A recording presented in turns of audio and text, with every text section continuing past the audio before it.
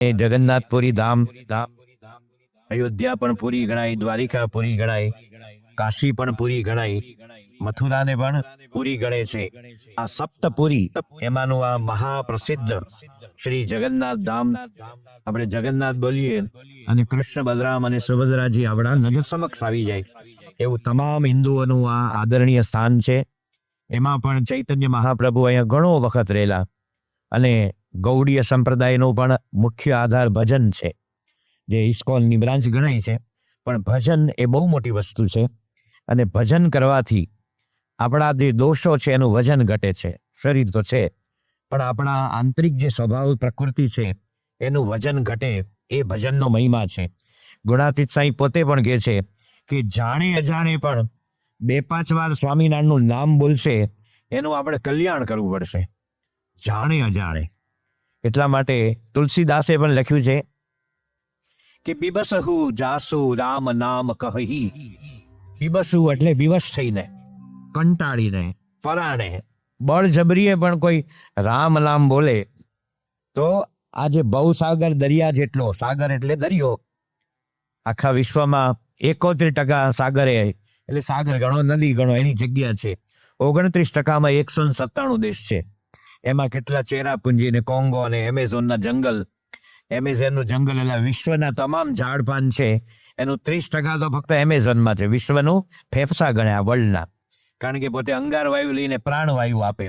તો કેટલા બધા રણ અને થોડા આપણા 197 દેશ, આપણો હિન્દુસ્તાન ને આપણો ભારત, એમાં આપણે ગુજરાત અને આમ કાંઠે દોર્યું હોય સુરત, તાપી આમ જતી હોય બાજુમાં, એમાં તમે જ્યાં રહેતા હોય, કોઈ ભરૂચથી આવ્યા, કોઈ સુરતથી આવ્યા, કોઈ અમદાવાદથી આવ્યા, અલગ અલગ વિસ્તારથી આવ્યા, તો આ વિશ્વમાં આપણી ગણના કોઈ વાયરસ જેટલી નથી. વાયરસ છે ને એમ નાનકડો ખસનો દાણો મૂકીએ ને એટલી પણ તમારી મારી કોઈ ગણતરી નથી. પણ જે ભગવાનના ભજનને માર્ગે ચાલ્યા એ બધા જ અમર થયા, એ બધા પરમ સુખિયા થયા. એ આપણો સબ્જેક્ટ છે. પરંતુ ભજગોવિંદમ એટલે કે શંકરાચાર્ય, આદિ શંકરાચાર્ય, જેને 1200 વર્ષ પહેલા આ સ્તોત્ર બનાવ્યા, તો શંકરાચાર્ય મહારાજ બહુ જીનિયસ હતા. આપણે કહે છે IIM-માંથી નીકળ્યો એને 4 કરોડનો પગાર એટલે જીનિયસ, એટલે ફણાનું પેટ્રોલ બચે એવું સંશોધન કર્યું એટલે જીનિયસ. આ નાનો હતો ગામ હતું ને, હા ઉકરડા જેવું હતું, 5 વર્ષમાં સિકલ બદલી નાખ્યો, ભારે બુદ્ધિશાળી. શંકરાચાર્ય કેવા બુદ્ધિશાળી? તો કે છે કે 8 વર્ષે ચતુર્વેદી, 8 વર્ષની ઉંમરે 4 વેદને ભણેલા. ચતુર્વેદી બ્રાહ્મણ નહીં, 4 વેદને ભણે એ કેટલું અઘરું છે. એક તો સંસ્કૃત જ અઘરું છે. હવે તો પાછા કોઈને ગુજરાતી નહીં આવડે મોબાઈલના પ્રતાપે, કારણ કે બધા કયું અક્ષર લખવું, એને રસોઈ કરવી કે દીર્ઘઈ કરવી, બોલ બોલ કરે, એમાં જે રસોઈ દીર્ઘઈ કે જે કરવું કરે. તો 8 વર્ષે 4 વેદને ભણેલા. આપણા ગુજરાતી બહુ હોશિયાર પ્રજા છે, એને વેદ ભણવાનો હોય ને, હવે મૂકો ને વેદિયા વેડા, વેદિયા વેડા જુદા ને વેદ જુદા. હા, કોઈ વાત કરે જુદું અને કોઈ લપિયો જુદો. કોઈ સરસ તબલા વગાડતો હોય તો હું તબલા ટીચે છે, એ ટીચ તો નથી, વગાડે છે. પણ આપણે ઓલો તાનપુરો જે 4 તાર વાળો હોય ઊભો, આપણે જે જુનાગઢના શિવરાત્રીના મેળામાં મળે એ નહીં, એ તંબુરો હોય. શું હોય? પાપ તારો રે પરકાશ જાણે, એ બધું એને તંબુરો ગણાય. પંડિત રવિશંકર, જે ભારત રત્ન અદ્ભુત સિતાર વાદક, એને બીબીસીના પત્રકારે પૂછ્યું, how long your Indian classical music will live? તમારું ભારતીય સંગીત ક્યાં સુધી જીવશે? પંડિત રવિશંકર કે જ્યાં સુધી તાનપુરો છે ત્યાં સુધી. એટલે તાનપુરા ઉપર અમે બધા શીખેલા છીએ. તો તાનપુરો અદ્ભુત વસ્તુ છે. તો આ જે 8 વર્ષની ઉંમરે 4 વેદને ભણીને પાર ઉતરેલા. આપણા સેંકડો હિન્દુઓને 4 વેદના નામ નથી આવડતા. એક તો કે ઋગ્વેદ તો ખરું જ ને, ખરું. બીજું પછી આપણે એને કયું કહીએ, જે તું કેવું કે બોલવા મન જે કેવું, ઋગ્વેદ, યજુર્વેદ, અથર્વેદ ને સામવેદ. એ 8 વર્ષે ભણીને અને સંસ્કૃતના વેદને સમજવું બહુ અઘરું છે. તમે આપણા છોકરા 10મીની એક્ઝામ આવશે બોર્ડની, એષ ચાલુ છે, એષ અશ્વ, આ ઘોડો છે, અશ્વ ધાવતી, ઘોડો દોડે છે, અશ્વ વેગેન ધાવતી, ઘોડો ઝડપથી દોડે છે. આ લખો એટલે તમને 10માંથી 10 માર્ક મળી જ જાય. પણ કે છે રામના રૂપ લખો તો રામ રામો રામા પછી રામના રામ રામ, કારણ કે 8 જગ્યા આવે છે. રામ રામો રામા રામો રામો રામાલ બધું સહતૌ તે તમ તૌ તેન તેન તાબ્યમ તે તસ્મૈ તાબ્યમ તેભ્ય, એમાં તો આપણે પતો જ ન પડે. તો કે છે કે એ સામાન્ય સંસ્કૃત જુદું અને વેદનું સંસ્કૃત જુદું. તમે 25 વર્ષ એન્ટાયરલી વેદનું સંસ્કૃત ભણો તો અર્થ સમજાય. વચ્ચે કાંઈ કોઈ મેચ નહીં ને કશું જ નહીં, આઈપીએલ લઈને ફલાણું લઈને ઊંધા ચશ્માઈ નહીં, ચત્તા ચશ્માઈ નહીં દુનિયાને. કેવળ ને કેવળ સંસ્કૃત ભણો ત્યારે તમારે ચશ્મા છે ને એ વાંચવાના નહીં. સોડા બોટલ હોય ને, આપણે બાબા કાઠિયાવાડી સમજે, માણસ આખા વૈશાખ મહિનામાં 251 ચાંદલો કરે પછી પેટ દબાવીને જમે. એ ચાંદલો કર્યો છે પણ તારું પેટ ક્યાં પારખું છે? એમાં પાછા હવે સૌરાષ્ટ્રમાં સમ હતો, મારા હમ ને તમારા હમ અને ગણાના હમ અને લાલાના હમ. ભલે આવડો મરી જશે, હમ શું કરે છે? અને બરાબરનું આમ ઝાટક્યું હોય, ઝાપટ્યું હોય, અને પછી હવે આફરો ચડ્યો તો પેલા સોડા આવતી આપણે, એલી બોટલ સોડા, ભરાઈ ગયો ગેસ, એ બોટલ ગાડી એમ પિચિંગ, અને ગરડીમાં બરફ મૂકે, ઉપરથી સોડા નાખે અને ગ્લાસમાં ગળાઈને આવે, પછી જો મીઠું અને મરી નાખે અને લીંબુ નીચોવે, 2 ગ્લાસ પીવું કે હા હવે હેઠે બેઠું. પણ આટલું ઉપર ચડાયું હું હું કામ તને ચડાયું હું કામ આટલું? એ જે સોડા બોટલ છે ને એનું તળિયું જેવા ચશ્મા આવી જાય તમને. 25 વર્ષ સંસ્કૃત ભણો તો. હવે ગુણાતી ટેટા હતા એની એક સાધુ હતા, આમ વાંચે એમ, આટલા નંબર એને, એટલા તમને નંબર આવી જાય તો પણ તમને વેદના અર્થ ન સમજાય. એ 8 વર્ષે ભણીને ઉતરેલા. અને દ્વાદશે સર્વશાસ્ત્રવિદ, 12 વર્ષે તમામ શાસ્ત્ર, 11 ઉપનિષદ. હું આગલો શબ્દ બોલીશ, નિષદ મનમાં બોલવાનું. ઈશ કેન કઠ, પ્રશ્ન મુંડક્ય માંડુક્ય, ઐતર્ય તૈતર્ય છાંદોગ્ય, બૃહદ્વારણ્ય અને શ્વેતા શ્વેતર. આ 11 ઉપનિષદ છે. 18 પુરાણ છે. વિષ્ણુ પુરાણ, ગરુડ પુરાણ, શિવ પુરાણ, દેવી પુરાણ, મત્સ્ય પુરાણ, ભાગવત પુરાણ. 18 હું થોડા ઘણા બોલ્યો નામ. એવા 18 પુરાણ ને ગીતા, મહાભારત, આવા અનેક શાસ્ત્રોને કેવળ 12 વર્ષની ઉંમરે એમાં પારંગત થઈ ગયેલા. આપણો છોકરો 10મામાં હોય તો આપણે કેવું પડે, ડોબા વાંચવા બેસ, આ એક્ઝામ માથે છે. હવે તમારા ઘરમાં તમે ડોબા રાખો તો તમે તો પછી બોકડી છે કે નહીં ભરવાને? ડોબા રાખે કોણ? આપણા છોકરાને આપણે કેવું પડે. એ શંકરાચાર્ય 16 મુનિ કૃતમ ભાષ્યમ, 16 વર્ષે એને શાંકર ભાષ્ય બનાવ્યું. વિશ્વની તમામ મોટી મોટી હાર્વર્ડ ને, ઓક્સફર્ડ ને, કેમ્બ્રિજ ને, સ્ટેનફર્ડ ને, બોસ્ટન ને, આપણું હિન્દુ વિશ્વવિદ્યાલય, મુંબઈ યુનિવર્સિટી, ગુજરાત યુનિવર્સિટી, એમાં જો કોઈને હિન્દુ ધર્મનો અભ્યાસ કરવો હોય તો આ શાંકર ભાષ્ય આજે ભણાવે છે. મહારાજ અને સ્વામીની કૃપાથી એક સમય એવો પણ આવશે કે અક્ષર પુરુષોત્તમ ભાષ્ય ભણાવશે, પણ વોચ એન્ડ વેઇટ. તો આવું એને 16 વર્ષે લખેલું. અને 32 વર્ષે આખા હિન્દુસ્તાનની 4 વાર પેદલ જર્ની કરીને, ખુલ્લે પગે, નંગે પાઉં, એને 4 મઠ સ્થાપ્યા છે, આજે પણ ચાલે છે. અને તમારી કંપની છે ને 12 વર્ષે ડૂબે કોકના પૈસા લઈને. આજે 1200 વર્ષથી આ આધ્યાત્મિક પેઢી ચાલે છે. એવા શંકરાચાર્ય મહારાજ કેટલા બુદ્ધિશાળી ગણે. આજની ભાષામાં 100 IAS ઓફિસર, એનું જે ભેજું હોય ને કે લઈ ન શકાય, પણ 100 IAS ઓફિસર એનો IQ ભેગો કરો ને તો એ શંકરાચાર્યના ભેગડામાં ન આવે. એવા શંકરાચાર્ય કહે છે ભગવાન ભજવા જેવા છે. કોઈ નવરો ધૂપ નથી બોલતો. નોકરીમાં નિષ્ફળ, લગ્નમાં નિષ્ફળ, ખેતી ન આવડે, ગામના ઓટલા ભાંગે, ગમે તેના ટાંગા ખેંચે, એવો માણસ નથી કહેતો કે ભાઈ ભગવાન ભજ. શંકરાચાર્ય કહે છે, અને મહારાજે વચનામૃતમાં લખ્યું પ્રથમનું 42 કે જીવમાં નાસ્તિક ભાવ ન આવે એ માટે સર્વ સંન્યાસીના ગુરુ એવા જે શ્રીમદ શંકરાચાર્ય શ્રીમદ ભાગવત ભજગોવિંદ આદિ સ્તોત્ર બનાવ્યા. જો મહારાજે એને સર્વ સંન્યાસીના ગુરુ એવા ઇલકાબ સાથે, આ બધા સનાતનના નગારા વગાડે એને આપણા આવો કોઈ શબ્દ જ ખબર નથી. સર્વ વૈષ્ણવ રાજ શ્રી વલ્લભાચાર્ય નંદન, સર્વ વૈષ્ણવના રાજા વલ્લભાચાર્ય. આવી ઉપમા કોઈએ પણ આપી હોય તો એકમાત્ર સ્વામિનારાયણ ભગવાને, એકમાત્ર સ્વામિનારાયણ ભગવાને. તો આમાં કે છે કે આ જે શંકરાચાર્ય મહારાજ એને જીવમાં નાસ્તિક ભાવ ન આવે એના માટે અષ્ટક બનાવ્યા. કારણ કે આવી પારાયણ કોક વાર થાય અને નાસ્તિકતાના નગારા તો 365 દિવસ વાગતા હોય. પેલા માણસ થિયેટરમાં જોવા જતો, હવે એના હાથમાં આવ્યું, જે જોવું, જે કાઢવું, જે મૂકવું હાલે રાખે એમ. તો માણસ છે ને એ નાસ્તિકતાનું બધા વિચારો, શબ્દો, બધી વાતો એ બધું ચારે બાજુ છે, પણ આસ્તિકતા થાય એવી પારાયણો બહુ ઓછી થાય છે. આપણે અહીંયા જગન્નાથપુરી જેવા મહાધામમાં 7 દિવસ, કારણ કે અહીંયા તમારો ફોન તમે અડો એટલી વાર જવાબ આપશે, બાકી વાંધો નહીં તમને. અમી બાપાની દયાથી 32 દેશમાં ફર્યા છે, બધા ઓળખે, ફોન બંધ કર્યા ને આમાં તમારા પર કોઈ ઉપર મોદી સાહેબનો ફોન નહીં આવે કે આ વખતે સુરતમાં તમારી સીટ પાકી હોય કે તૈયાર રહેજો, 2.5 કરોડ રાખજો એમ. કોઈ અંબાણી આપણી જોડે બિઝનેસ કરવા નથી માગતો, કોઈ ક્રિકેટ કંટ્રોલ બોર્ડનો ચેરમેન તમારા દીકરાને રમાડવા નથી માગતો. આપણે અહીંયા કથા સાંભળવા જ આવ્યા છીએ, અને 2-2.5 કલાકની કથા, પછી આખો દાડા બધા યાત્રા સ્થાનો દર્શન કરવા કે તમને 2 કલાક 3 કલાક બેહરી નથી રાખવાના.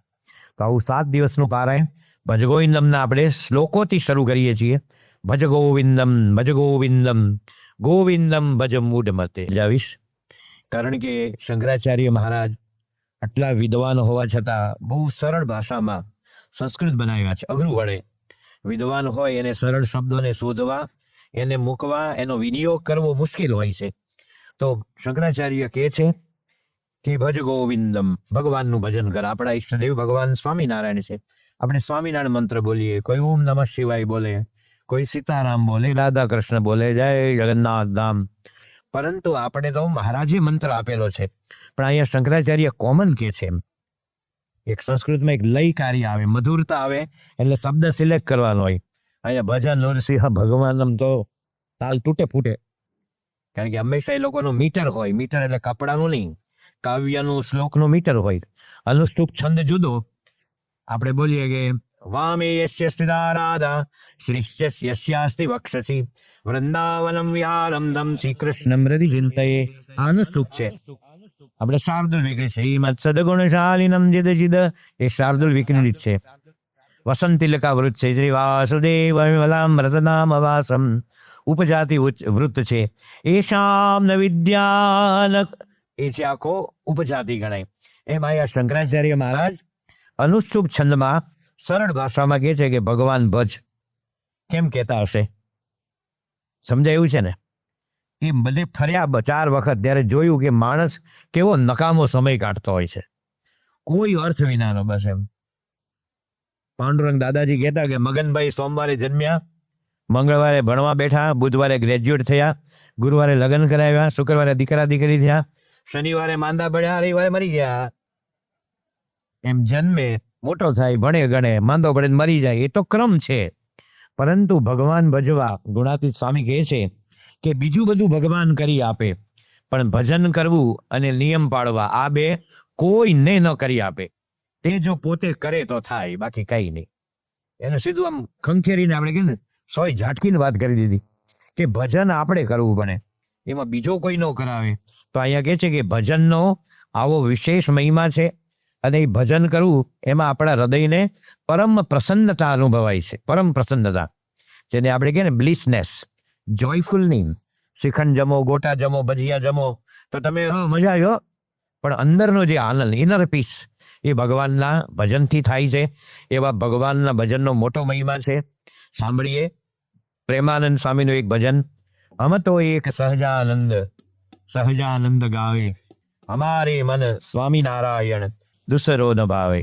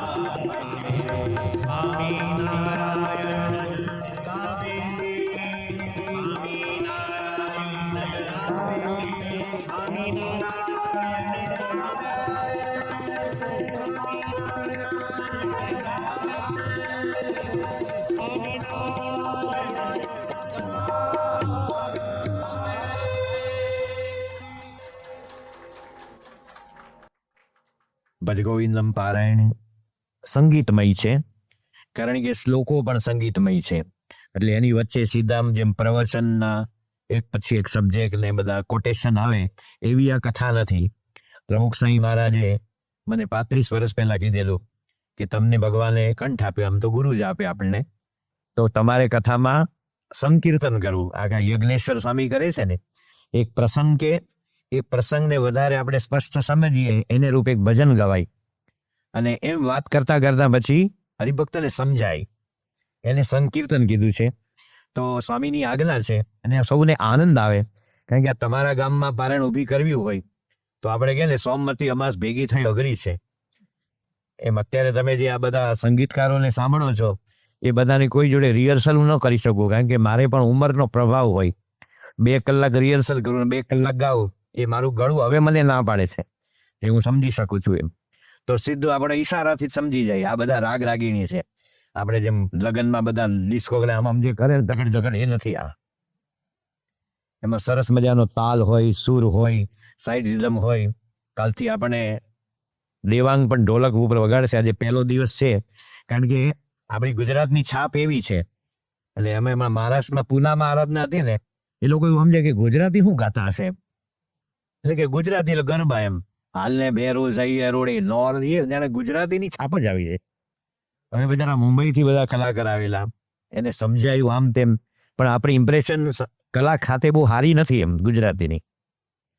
દલપતરામે કવિતા બનાવી, પેલો સહેનાઈ વાળો હતો ને, એક શેઠિયાને ઘરે ગયો, અને દીકરાના લગ્ન હતા.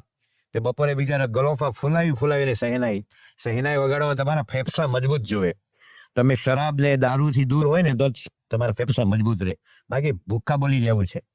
તમારું કોઈ રેકોર્ડિંગ નથી કરતો, અહીંથી મેં ધૂન બોલીને સ્વામી નારાયણ આવું એક શ્વાસે બોલ્યો, આપણે સ્વામી નારાયણ વચ્ચે 3 વાર તોડીએ. સહેનાઈમાં તોડાય નહીં શ્વાસ, મેં કહ્યું લટકે બધું.